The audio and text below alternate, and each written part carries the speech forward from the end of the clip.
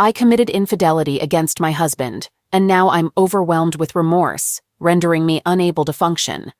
This grave error occurred just 2 days ago, and I immediately felt deep regret.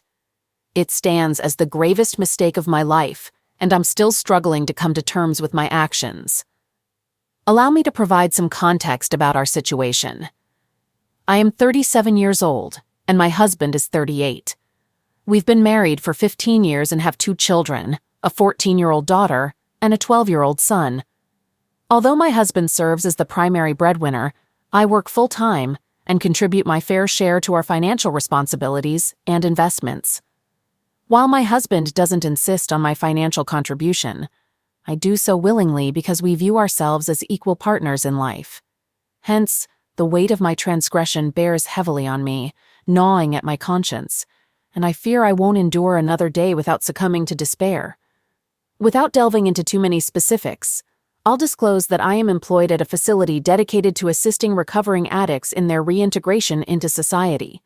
We encounter individuals from diverse backgrounds, ranging from homeless individuals living on the streets to those of substantial wealth. My colleagues and I frequently remark that addiction knows no social boundaries. It can affect anyone, regardless of their societal status. It was at my workplace where I encountered the individual I became entangled with. I refrained from labeling our actions as an affair because there were no emotions or affection involved. It was an impulsive act, almost akin to being in a trance.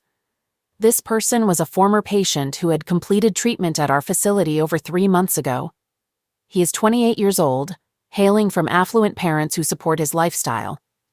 While he works as a bouncer on weekends and as a driver several days a week, the majority of his income is provided by his parents. He possesses a confident demeanor and an exceptionally persuasive nature. His physical fitness, stemming from his role as a bouncer, coupled with a rugged charm, likely contributed to my inexplicable attraction toward him, leading me to engage in behavior I typically would never contemplate. I want to clarify for those reading this that I am not a counselor or therapist, nor do I play a role in patient treatment. My employment at the facility is strictly administrative, ensuring there was no breach of ethical conduct. As previously mentioned, this individual has a bold personality, initiating flirtation with me from the moment he entered our office premises. I've encountered flirtatious patients before, mostly harmless banter from older individuals. But this time, it felt different. His intentions seemed genuine and his pursuit was unrelenting, which left me both unsettled and oddly flattered. After he completed treatment, I had no contact with him until last week. We bumped into each other at the gas station. He was on his motorcycle, looking significantly healthier and more polished than before. He was polite, acknowledging his previous overbearing behavior and apologizing.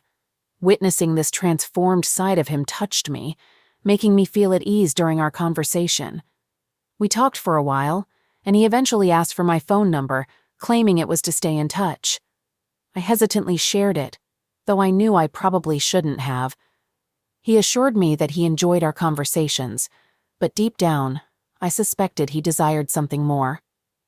I'll spare you the details, but earlier this week, we met at his apartment, and things took an intimate turn. I instantly regretted it. That day, I had a dental appointment scheduled for 2:30. Afterward, I decided to take the rest of the afternoon off because my dentist is conveniently close to my home. I didn't want to make the 25-minute drive back to the office, only to turn around and drive 25 minutes back home. Following my dental appointment, I agreed to visit his new apartment and see his furniture, even though I knew it was wrong. Once I arrived, things escalated rapidly. I was fully aware of the wrongdoing, but I pushed forward and went through with it. I found myself completely engrossed, almost hypnotized by the buildup. However, the moment of action brought a sobering realization, and I was filled with regret as soon as it was over. Swiftly, I left and made it clear that I never intended for this to happen and that I couldn't continue seeing him. He questioned our friendship, to which I responded that we never had a friendship. We had nothing. On my way back home, I stopped by the city park to use the restroom and clean up. The park facilities provided flush toilets and running water, and I spent over 30 minutes there, attempting to wash away the overwhelming guilt and shame. While doing so, I began to contemplate the gravity of my actions and the potential consequences. I realized that I could have become pregnant, or even worse, contracted an incurable STD, which sent me into a state of panic. Leaving the park, I headed straight to the pharmacy, where I purchased the over-the-counter Plan B kit. The young pharmacist on duty was incredibly helpful, discreetly guiding me through the process. I'm grateful for her assistance, although I can't express my gratitude publicly. Sitting in the parking lot, I took the pill and then called the guy to discuss his health status and relationship history. He began by apologizing before confirming that he presently had no STDs. I inquired about the last time he had been tested, and he mentioned it had been over 5 years ago.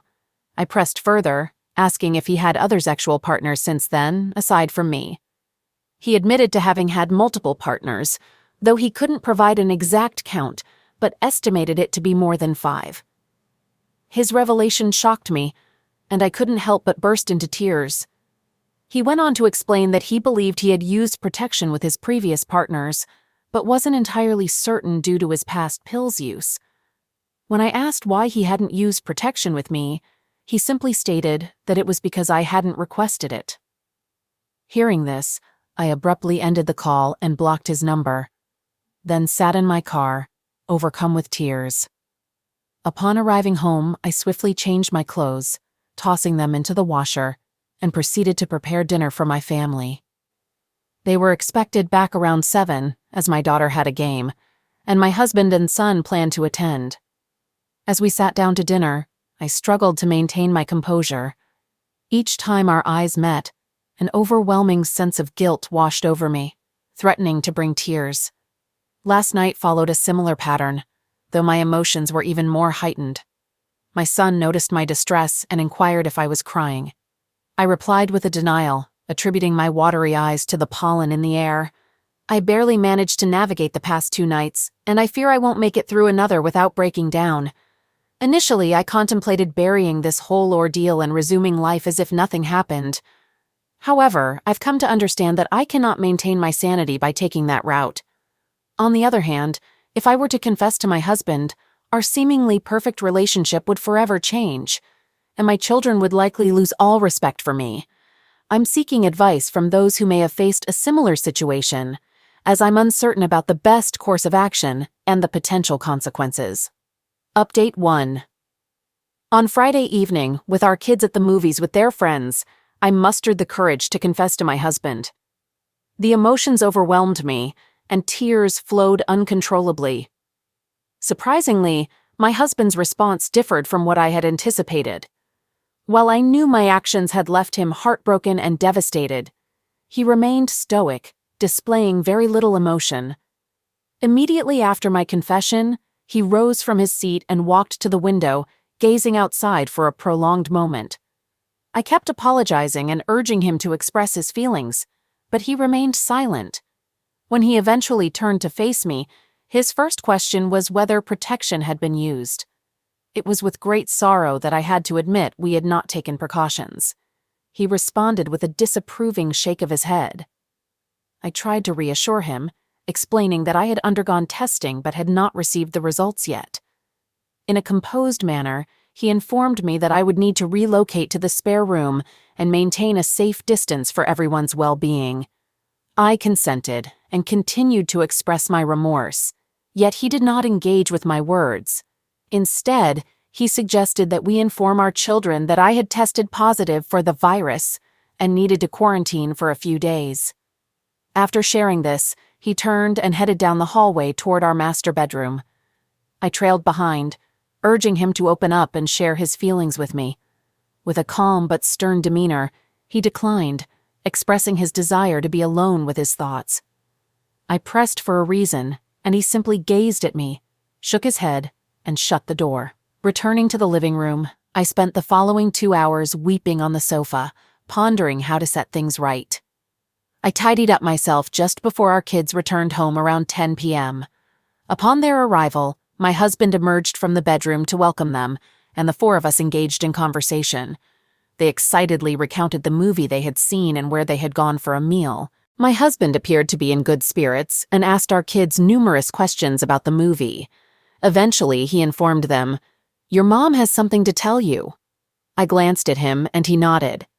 I proceeded to disclose that I had tested positive for the virus, but was asymptomatic. I explained that for everyone's safety, I would be sleeping in the guest room for a few days and maintaining a physical distance from everyone. The kids appeared to be fine with this and inquired about the required distance. My husband informed them it should be 6 feet. We proceeded to spend the remainder of the evening watching TV until past midnight, when we retired to our respective bedrooms. It felt like an ordinary night, and I was starting to feel more optimistic. However, my mood took a swift turn the next morning. Around 5 a.m., I heard my husband in the kitchen, prompting me to get up and join him. He sat at the table, sipping his coffee, absent-mindedly tapping his finger and staring ahead. Upon entering the room, he didn't acknowledge my presence. I greeted him with a "good morning" and gently touched his neck, but received no response. I went ahead to pour myself a cup of coffee and joined him at the table, inquiring about his thoughts. His response was a distant look, and then averted gaze when I asked if he was willing to talk. He conveyed that there was nothing to discuss, emphasizing his need to think. He further explained that when we were with our children, we should both maintain a facade of normalcy, but when alone, he preferred I refrain from speaking until he was ready to engage in conversation. I assured him of my understanding and readiness to listen whenever he felt prepared to talk. Though I consented to respect his need for space, his uncommunicative and emotionless response is causing me significant concern. Moreover, I'm left wondering about the nature of his thoughts that we cannot discuss openly. His reaction is quite unexpected, and it's leaving me deeply apprehensive. Has anyone else encountered such a response from their partner after betrayal? Update 2. I want to express my gratitude to everyone who responded to my previous update. Based on your feedback, I've respected my husband's request for space to process everything. I've refrained from speaking to him unless he initiated the conversation or when it concerned our children. Things were progressing reasonably well, and then yesterday it appeared we had a significant breakthrough. It happened to be my son's 13th birthday, and he wished to celebrate at an amusement park. The 4 of us had an enjoyable time. My husband and I took turns partnering with our kids on various rides, including all the roller coasters, some of them multiple times. Toward the end of the day, my husband and I even went on rides together and had a great time. It felt reminiscent of our initial days together. That evening, we all dined at my son's favorite restaurant, enjoying a wonderful dinner and surprising him with an ice cream cake. It was an exceptional day. This morning, I woke up with the impression that we were moving in a positive direction, looking forward to building on the wonderful day we had experienced yesterday. As I headed to the kitchen, my husband was already there, and he actually greeted me with a good morning. I poured myself a cup of coffee and refilled his while sitting down next to him. We discussed yesterday and how enjoyable it had been. After a few minutes, he changed the topic and mentioned it was time for me to be honest with the kids and my parents about my actions. Hearing him say this sent a shock through me, and I felt a pit in my stomach. I inquired why he felt that way, and he explained that they deserved to know the truth. I suggested keeping it between us and working through it together, but he expressed that he didn't want to bear the burden of my actions any longer. I shared how awful I felt, struggling to sleep and concentrate since the incident. He acknowledged my feelings but insisted that I needed to tell them today. He added that if I didn't, he would be disappointed and might have to disclose it himself. I asked if he would accompany me for support and to demonstrate our unity, but he declined, stating that this was something I had to face alone. His decision deeply hurt me, as I had expected him to stand by my side for support. I've spent the past few hours contemplating how to address my kids and parents. I drafted several scripts, but they didn't feel genuine. Ultimately, I decided to be straightforward and confess my actions, admit they were wrong, express my sincere apologies, and request their forgiveness. There's nothing more I can do at this point. I must face the consequences of my actions. Regarding the test results, I received them, and I'm in the clear. This was a significant relief. However, the clinic advised a retest in 30 days as a precaution due to the proximity of the initial test to the potential exposure. Although this concerned me, The clinic mentioned they have never encountered a positive result on a retest.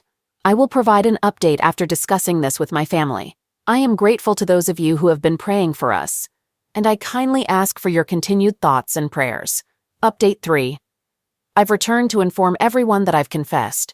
I shared the complete truth with my children and later with my parents, and it was an incredibly challenging process. My children reacted differently to the news.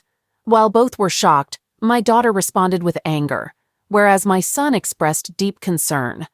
My daughter even demanded to know the guy's identity to seek revenge, but I refused to disclose it, assuring her I'd never see him again. Both children are very worried about their father and have united in support of him, making it clear they stand by his side. My parents' reaction was one of profound disappointment and shock. They too have rallied around my husband and have only spoken to me once by phone since I told them. In the meantime, they've conversed with my husband at least half a dozen times. I'm pleased they're all supporting him during this time, as he's a wonderful man who deserves it. As for my husband, he expressed gratitude for my honesty and for taking complete responsibility. Nevertheless, his treatment of me remains unchanged. I'm uncertain about our future path. For the time being, I'll strive to be the best wife and mother I can be. I take pleasure in performing small acts of kindness for my family, particularly in the kitchen through cooking and baking. Our mealtimes have become precious moments for family bonding, and I hold them dear. I appreciate all the support I've received from those who have stood by me during this challenging journey. Update 4. As I mentioned in my previous update, I had opened up to my entire family, hoping that my husband and I could begin the journey toward healing our relationship. However, things took an unexpected turn 2 Saturdays ago when my husband sat me down and expressed his desire for a divorce. He conveyed that despite his efforts to move beyond my actions, he found it impossible to do so. He revealed that since learning about my transgressions, he had been under constant mental strain, which had now begun to manifest as a serious impact on his physical well-being. He disclosed that earlier in the week, he had visited the doctor, and his blood pressure had reached dangerously high levels, resulting in the need for medication. I felt deep concern and regret for the pain and suffering I had caused him. Furthermore, I was disheartened by the fact that he hadn't confided in me about his health struggles until that moment. It became evident to me at that juncture that his trust in me had been shattered, and our marriage had come to an end. Tears streamed down my face as I assured him that I would comply with whatever he decided, as I couldn't bear to inflict any more pain upon him than I already had. He expressed his desire for an amicable divorce, emphasizing the importance of fairness and prioritizing our children. I assured him of my commitment to that, yet at the same time, I made it clear that I would persist in my efforts to salvage our marriage. His response was a warm smile, and I moved closer to embrace him tightly. Over the past few weeks, we've been diligently sorting out the logistical aspects and sharing the news with our families. We broke the news to our kids, and while their initial reaction included tears and directed frustration at me for disrupting our family, my husband and I engaged in heartfelt conversations that eventually eased their concerns. By the end of our discussions, we all shared comforting embraces, navigating through the emotional journey together. However, our parents have had a different response. Both sets of parents are deeply upset and fervently advocate for us to remain together. Our mothers in particular have been urging my husband to reconsider and explore therapy as a potential solution. Regrettably, he firmly declined, asserting that he bears no culpability and does not require therapy. The situation escalated to the point where I needed to step in and request that they respect our space and allow us to address this matter independently. This is our current situation, and it may not be the desired outcome, but perhaps it aligns with what I deserve. What's intriguing is that since we mutually agreed to divorce, we've engaged in more profound and thoughtful conversations than we have in quite some time. Furthermore, my husband has become more open, relaxed, and has taken the initiative in most of our recent discussions. It may sound unconventional, but I believe that divorcing might paradoxically be the catalyst that ultimately brings us closer together. Strangely enough, the notion of divorce has seemingly liberated my husband. Perhaps he feels he's regaining something I took from him through my actions. Lately, he appears to be consistently in good spirits, and his blood pressure has returned to a healthy range, to the extent that his doctor suggested a gradual reduction in his medication. Hearing this news brought me immense relief. Label me as eccentric, but that's the observation I've made. While I would prefer to stay married, if going through with the divorce enhances my chances of reconciling with him, I'm willing to accept it. I'm cautious not to set my hopes too high just yet, but I'm fervently praying each day that somehow this situation works out positively for us. The final update. Our divorce was officially concluded last week. In our state, the process moves swiftly if both parties have reached an agreement before the hearing. Our hearing took place in just under 5 months, and all matters were resolved on that day. I had wished for the process to extend further, allowing me more time to try to change my husband's mind, but circumstances led otherwise. Currently, we are all still residing in our family home and intend to do so for a few more months, until the end of the school year. Beyond that point, we plan to list the house for sale, and it is likely to sell quickly. This upcoming period will be challenging for me, and I hope it doesn't come to that. Ideally, I'd like us to continue living together until my son completes high school, but we shall see. Throughout the divorce proceedings, all our assets were equitably divided. I received a modest child support payment and 2 years of alimony, which will take effect once we sell the house and part ways. I'm optimistic that this might serve as an additional incentive for my husband to prolong our family's coexistence, though the ultimate decision rests with him. As mentioned in my previous update, our current relationship is harmonious, and we're getting along exceptionally well. It's as if we're still in a marital bond, except for the missing intimacy, which I deeply long for. We maintain a strong friendship and are excellent parents to our children. The 4 of us regularly share meals and engage in various family activities, but my husband and I no longer have private moments together. I continue to question why he was in such a rush to finalize our divorce while showing no urgency in breaking up our family. If anyone out there can shed light on this, I'd be eager to hear your perspective. For now, I'm taking life one day at a time, striving to be the best ex-wife and co-parent I can possibly be. With any luck, my former husband, Cy, may come to value this effort and consider giving our relationship another chance down the road. All right, that was a fun story. Now let's move on to another exciting one. Stay tuned and let's dive in. I've recently discovered that my wife is having an affair, and I'm feeling quite perplexed about how to proceed. Our journey together spans almost a decade, with 5 years of marriage, and we are blessed with 2 lovely daughters aged 5 and 7. I have a substantial income, a 6-bedroom house with a backyard and swing set, and I provide for my wife's mother and 15-year-old sister who have been living with us for over 2 years. Over the past few years, our relationship has encountered numerous challenges, and it was slowly deteriorating. Recognizing this, I convinced my wife to attend marriage counseling with me, and we've been attending sessions nearly every week since April. We both weren't content, and counseling shed light on our harmful behaviors. I committed myself to becoming a better husband and father, believing my wife was doing the same.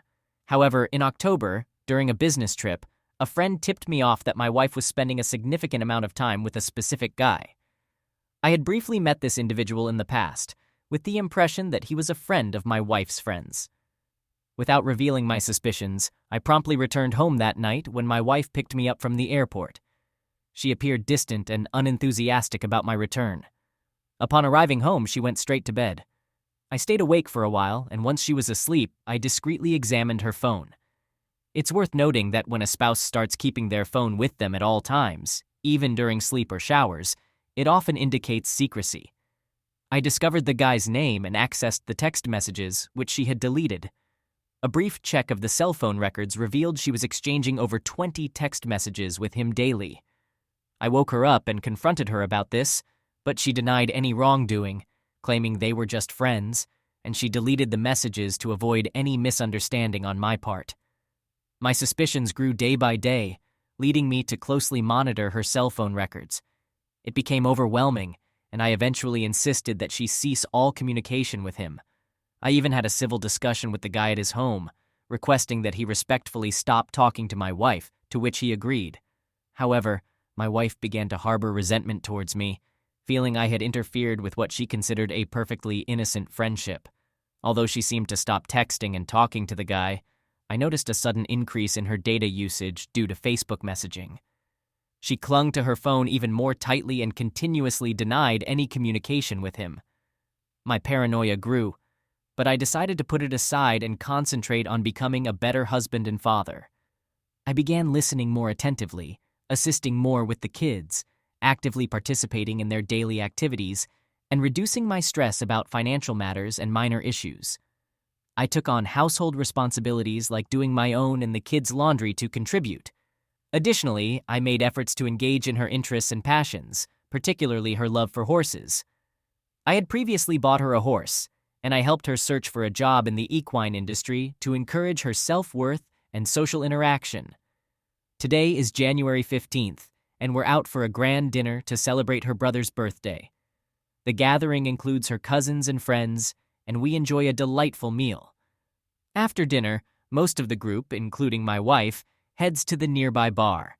I hang back in the restaurant with one of her cousins when the manager approaches me, holding her phone and inquiring if I recognize it. To my surprise, it's my wife's phone, and I open her Facebook app to discover a series of messages between her and someone else.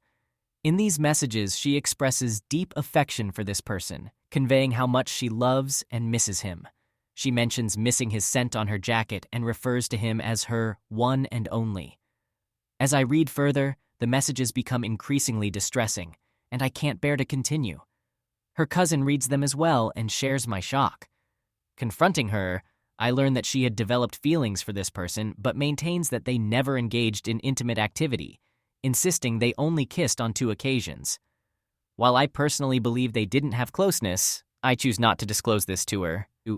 She confesses that her involvement with him was a result of feeling neglected by me over the years. This revelation shatters my world, leaving me feeling betrayed, enraged, and foolish all at once. I don't desire a divorce, yet I also can't fathom remaining married to someone who no longer loves me. She expresses a desire to work through our issues, but I remain uncertain about my own desires. I sense that she yearns to find her own identity and prove her independence from me. Despite my love for her and the difficulty I have being angry, I believe that she may only truly appreciate what she has by facing the possibility of losing it, or at least some of it. My dilemma is whether to proceed. What course of action should I take? Update. Thank you for all the advice. It's been very helpful. I want to provide an update on the actions I've taken since all of this unfolded. I consulted with a lawyer, which was a valuable conversation. While staying with a friend, the lawyer emphasized that I should return home to avoid potential issues related to abandonment, which my state recognizes as a concern. So, I'm back home and currently residing in the basement. The lawyer also assessed my evidence and suggested I have a strong case to prove her adultery. Consequently, this may exempt me from paying alimony, though child support remains obligatory as it should. Importantly, he cautioned against any sexual involvement with her, as doing so might imply condoning the affair, jeopardizing my stance on her adultery. Interestingly, he mentioned that he advises his female clients in a similar situation to engage sexually with their husbands if they've been cheated on. I've taken steps to safeguard my assets. This includes opening a new checking account solely in my name and redirecting my direct deposit to this account. I've also canceled all our joint credit cards and implemented credit monitoring with fraud protection. Regarding her mother and sister, I consulted with a real estate agent last week, and I plan to list the house for sale next month. I've made it clear to them that they will need to find alternative housing arrangements after the house is sold. On another note, my wife has found a job working for her uncle's moving company, although it doesn't pay much. Hopefully, this experience will help her appreciate the value of a hard day's work. I believe her reaction stemmed from my decision to stop covering the costs of her horse's boarding and upkeep. Additionally, when I canceled her gas card, it was due to the expenses associated with her Lexus X470, which was quite costly to fill up, especially with the kids in mind. I'm doing my best to shield them from the fallout. I ensure there's no arguing or conflict in their presence, and I take good care of them. One positive aspect I've gained from this situation is the realization that it's not my fault, and I've been proactive in addressing the issues. Thank you. 8 months later, to sum it up, I've made significant progress. During this time, I've experienced a roller coaster of emotions, with highs and lows. I battled severe depression and found myself in a dark place. Getting out of bed and going to work was a struggle, and often, I couldn't bring myself to do it. I've been dealing with a lot of pain and anger, and that's an ongoing process. Initially, my instinct was to retaliate and make her face the consequences of her actions. We agreed on a monthly child support amount, which exceeded the legal requirement. I believed it was the right thing to do at the time. My lawyer prepared the settlement agreement, outlining what she could expect from me. Every month, she found a rental house about 45 minutes away from the city. It seemed like a suitable place for our daughters to live, with excellent schools in the vicinity. I understood that she couldn't afford a similar place closer to town, so I thought it was a good choice. Part of our agreement stipulated that a non-relative of the opposite sex couldn't spend the night while the children were present. She isn't allowed to have her boyfriend stay over when the kids are present, and the same rule applies to me. No overnight guests of the opposite sex while the kids are with me. Interestingly, this provision in the settlement agreement is quite common and aligns with our state's regulations. However, in the first week of her moving into our new place, before we could finalize the settlement agreement, she had her boyfriend spending several nights a week. To make matters worse, she attempted to have the kids lie about it to me, which greatly upset me. In response, I had my lawyer withdraw the settlement offer and informed her that the new arrangement meant I would provide her with nothing beyond the child support mandated by the state, not a penny more. It took her some time to realize the gravity of the situation, and now she's struggling to make ends meet. Don't get me wrong, the kids are well taken care of. I always ensure they have everything they need: food, clothing, toys, and more. But I handle the expenses directly, bypassing her. She still hasn't found a job, and while she claims to be searching, to be honest, I'm not concerned anymore. It's her problem to deal with now, not mine. I've made a positive change in my life by embracing CrossFit, completely transforming myself in the process. I'm now in the best shape of my life, feeling fantastic and filled with confidence. As for my personal life, I've met an amazing new woman, and I believe I'm drawn to her because she's the complete opposite of my ex. She's intelligent, highly accomplished, attractive, driven, and we share a great rapport. I want to clarify that I'm not rushing into another relationship. I made that clear right from the beginning, and she fully understands our situation and is comfortable with it. Meeting this new person marked a significant turning point for me. I now have a companion to talk to, spend time with, provide comfort, and share intimacy with. It boosted my spirits and transformed my overall mood, leading me towards happiness once again. Since then, things have only improved. I managed to let go of much of the anger I harbored towards my ex. Surprisingly, my ex and I have developed a good relationship now. We communicate regularly and always prioritize our children. I may never forgive her for what she did to me, but she's the mother of my kids, so it's in everyone's best interest for us to get along. No, we won't reconcile. I can never trust her again. However, we can be friends and coexist.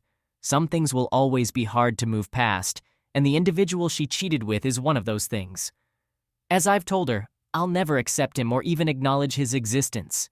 It would be best, especially for him, if I never crossed paths with him again.